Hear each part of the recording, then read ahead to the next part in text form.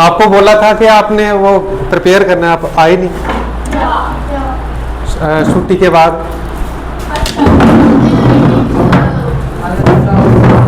क्या हम मजाक कर रहा हूँ मैं, कुछ भी ठीक। तो work power, work energy and power का ये आज आपका लास्ट लेक्चर है। कौन से चैप्टर का? वर्क एनर्जी एंड पावर का। ठीक है, पिछली क्लासेस में हमने पहले तो इस चैप्टर में, इस लेक्चर में हम देखेंगे कि किस तरह से जो पोटेंशियल एनर्जी है, P stands for potential energy यानी कि E stands for kinetic energy, उसको हम कैसे बदलेंगे एक दूसरे में। Law of conservation of energy क्या होती है और रेट ऑफ डूइंग वर्क क्या होता है। तो ये बिल्ला चूहा पत्नी क्या है, ये क्या है, ये पेंगुइन है। ये बहुत एक्साइटेड है, कह रहा है आज हमको मजा ही आ जाएगा, क्योंकि एक तो ये चैप्टर खत्म होगा। ठीक है, तो ये कुछ ज्यादा ही दिख रहा है मुझे। ओहो डोली तारो डोल बाजे, ठीक है, डोल बजा रहा है, सबको सुना रहा है कि देखो देखो आज क्या हो रहा है करुणेश, लेक्चर कंप्लीट हो रहा है। लेकिन उससे पहले हम चैप्टर के एक बार ओवरव्यू ले लेते हैं। ठीक है, हम चैप्टर कौन सा पढ़ रहे हैं? वर्क एनर्जी एंड पावर पढ़ रहे हैं ना, वर्क एनर्जी एंड पावर पढ़ रहे हैं। तो एक बार देख लेते हैं कि हमने क्या क्या पढ़ा। हमने शुरू किया था वर्क से। तो वर्क का मतलब क्या होता है? किसी चीज के ऊपर फोर्स लगे और वो चीज क्या करनी चाहिए? डिस्प्लेस करनी चाहिए, अपनी पोजीशन उसकी बदलनी चाहिए, उसकी पोजीशन। तो मैं क्या कहलाता हूँ? क्या हुआ है? वर्क हुआ। जैसे हमने पिछले क्लास में वो वीडियो देखी थी ना, तो वो अंकल क्या कर रहे थे? गाड़ी को पुश कर रहे थे।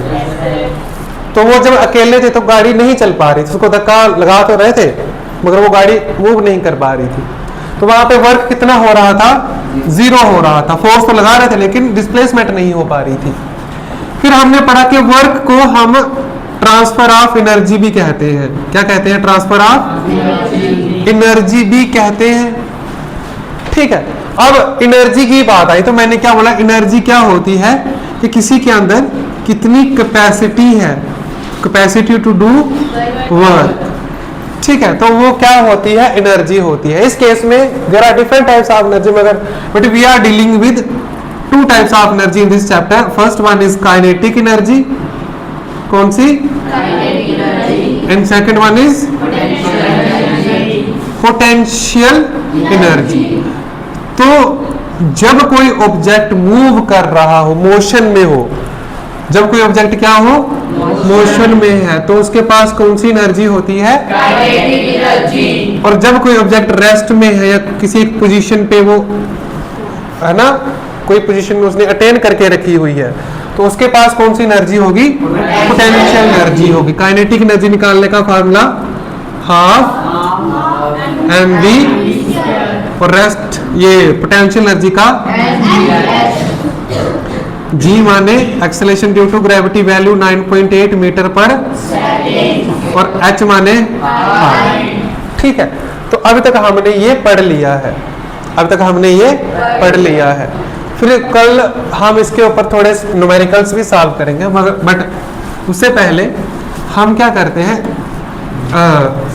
जो भी इसका रिमेनिंग पार्ट है इसका, तो उसको खत्म कर देते हैं। Conversion between potential energy and kinetic energy, कि हम क्या कर रहे हैं, पोटेंशियल एनर्जी और काइनेटिक एनर्जी को क्या कर रहे हैं, एक दूसरे से स्विच कर रहे हैं।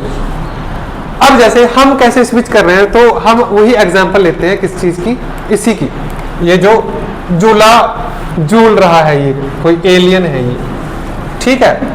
तो अब देखो, इसको किसी ने ऐसे पहले खींचा होगा, तो इसके अंदर कौन सी एनर्जी स्टोर होगी इस पोजीशन पे।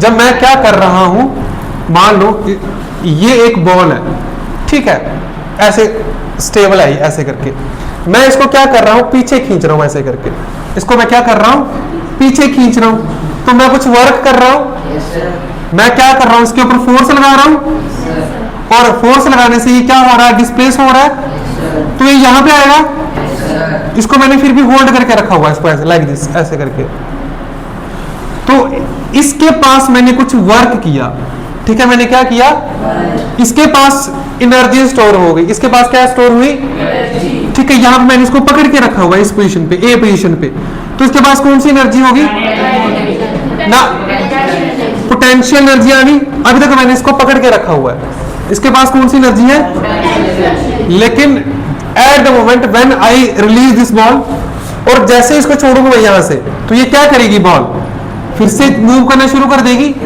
तो वो पोटेंशियल एनर्जी जो इस टाइम पे मैंने इसको वर्क जब किया था, तो जब इसको यहाँ पे लेकर आया था, तो जो एनर्जी स्टोर हुई थी, जब ये चीज मूव करना शुरू कर देगी, तो यही पोटेंशियल एनर्जी किस में बदल जाएगी, काइनेटिक एनर्जी में ये बदल जाएगी। अब यहाँ पे ये पोटेंशियल एनर्जी यहाँ पे धीरे धीरे किस में बदल रही है, काइनेटिक एनर्जी में। फिर जब ये यहाँ पे आती है, तो ये चीज मैंने पहले ही बोला था, कुछ टाइम के लिए, कुछ मिली सेकेंड के लिए क्या होता है, वो चीज रेस्ट में आती है। वो जब वो मिस्त्री मजदूर देखा ना, वो ईंट फेंकते हैं ऊपर, तो जब ईंट ऊपर है तो वो कुछ टाइम के लिए स्लो होती है ना, तो जब वैसे ही होता है पेंडुलम में, जब ये चीज ऐसे आती है, तो जब आप झूला झूलते हो, तो एक टाइम पे आपको लगता है रुक गई, फिर स्पीड बढ़ती है, फिर रुकती है, फिर स्पीड बढ़ती है। तो यहाँ पे क्या हो रहा होता है, कभी पोटेंशियल एनर्जी काइनेटिक में बदलती है, और काइनेटिक एनर्जी पोटेंशियल में बदलती है। आगे बात समझ में, ठीक है, तो वही लिखा हुआ है ये कहां पे, कि पोटेंशियल एनर्जी कब बदलेगी, काइनेटिक एनर्जी में, जब ऑब्जेक्ट क्या कर रहा होता है, या तो मूव कर रहा होता है, या स्टॉप रुकता है। जैसे कि ये देखो, ये ट्रेन जा रही है ना, तो ये ऊपर जा रही है, और ऊपर जाके थोड़ी देर के लिए रुक गई, फिर आई, और फिर स्पीड से, अब जब ये मूव कर रही है, तो इसके पास कौन सी एनर्जी है, लेकिन जब इस टाइम पे यहां पे इसके पास पोटेंशियल एनर्जी होगी, फिर यही पोटेंशियल एनर्जी फिर किस में बदलेगी, काइनेटिक एनर्जी में, क्योंकि जब अब ये मोशन में आएगा, फिर ये आएगा, और फिर ऐसे यहां पे चला जाएगा। आई बात समझ में, जब ये ट्रेन मूव कर रही है, ऊपर की तरफ जा रही है, तो किसकी वजह से जा रही है, काइनेटिक एनर्जी है इसके पास। जब यहां पे पहुंचेगी, तो ये काइनेटिक एनर्जी पोटेंशियल में थोड़ी देर के लिए रुक जाएगी, जैसे वही ड्रैगन वाला झूला, ठीक है, तो वो जब मूव कर रहा होता है, तो काइनेटिक एनर्जी जब पहुंचता है वो सबसे टॉप पे, तो वो पोटेंशियल एनर्जी बदल जाती है उसकी। आई बात समझ में, तो जैसे यही आंख है, ये मुझे लगता है, ठीक है। अब आता है law of conservation of energy. Law of conservation of energy, energy can neither be created nor be destroyed. Simple सी, energy can neither be created nor be destroyed. कि जब हम क्या करते हैं, जैसे कोई चीज है, वो ऐसे मूव करना शुरू कर देती है, किसी ना किसी के पास तो एनर्जी होगी जो उसको ट्रांसफर करेगा, ऐसे किसी के पास एनर्जी आ जाती है, नहीं आती। जैसे ये कोई, जैसे वही पेंडुलम होता है, ठीक है, वो मूव करना कब शुरू करता है, एक तो जब उसके पास एनर्जी हो तभी वो मूव करना शुरू करेगा, लेकिन एनर्जी उसके पास आई कहां से, हमने दी उसको एनर्जी, और हमारे पास कहां से आई, हमने कुछ खाया, तो एनर्जी का क्या हो रहा है, ट्रांसफर हो रहा है, लेकिन कहीं पे भी एनर्जी बन नहीं रही। बस हम क्या करते हैं, एनर्जी को ट्रांसफर कर सकते हैं, लेकिन एनर्जी को बना नहीं सकते। तो इसीलिए law of conservation of energy क्या कहता है कि energy can neither be created nor destroyed, ना ही हम उसको खत्म कर सकते हैं। मगर हाँ, आपको यह लग सकता है सर, तो पेंडुलम जब मूव कर रहा होता है, जब हम झूला झूल रहे होते हैं, तो आपने तो एक बात तो कही है कि एनर्जी क्रिएटेड हमने ट्रांसफर किए, तो उसको हम ट्रांसफर किए, तो उसको ऐसे उठाया और फिर झूलना शुरू कर दिया, नॉर बी डिस्ट्रॉयड, की खत्म नहीं हो सकती। लेकिन फिर अगर एनर्जी खत्म नहीं हो सकती, तो फिर वो लगातार झूलते रहना चाहिए था, लेकिन थोड़ी देर के बाद वो रुक जाता है। उसका रीजन क्या है, फिर वो भी एनर्जी ट्रांसफर हो रही है, क्यों, क्योंकि वहां पे फ्रिक्शन काम आती है, हवा में, हवा एज ए फ्रिक्शन का काम करती है, वो एनर्जी फिर लॉस हो जाती है। आई बात समझ में, तो वही लिखा है कि energy can neither be created nor destroyed, but it can only be converted from one form to another. वही पोटेंशियल से काइनेटिक, फिर वही काइनेटिक से पोटेंशियल। किसी भी टोटल एनर्जी में जो टोटल एनर्जी होती है किसी भी सिस्टम में, चाहे वो जूला लो चाहे वो पेंडुलम लो, उसमें वो हर एक पॉइंट पे क्या रहती है, कांस्टेंट रहती है। अब जैसे यहां पे देखो,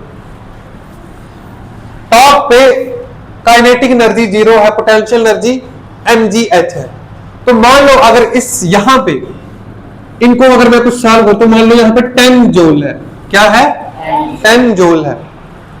तो इस पॉइंट पे भी टोटल एनर्जी 10 जूल रहेगी, इधर भी 10 जूल ही रहेगी। लेकिन यहां पे जैसे ही आएगा तो पोटेंशियल एनर्जी कम हो जाएगी, काइनेटिक एनर्जी बढ़ती जाएगी। यहां पे पोटेंशियल एनर्जी 0 हो जाएगी और काइनेटिक एनर्जी मैक्सिमम हो जाएगी। लेकिन कहीं पे भी ऐसा नहीं होगा कि यहां पे 10 है तो यहां पे 8 जूल होगा ना। हर पोजीशन पे काइनेटिक जो टोटल एनर्जी है वो क्या रहेगी, हमेशा कांस्टेंट रहेगी। आई बात समझ में? हमेशा एनर्जी क्या रहेगी, कांस्टेंट रहेगी, डजंट चेंज। बस होता क्या है, कन्वर्ट होती है एक फॉर्म से दूसरी फॉर्म में।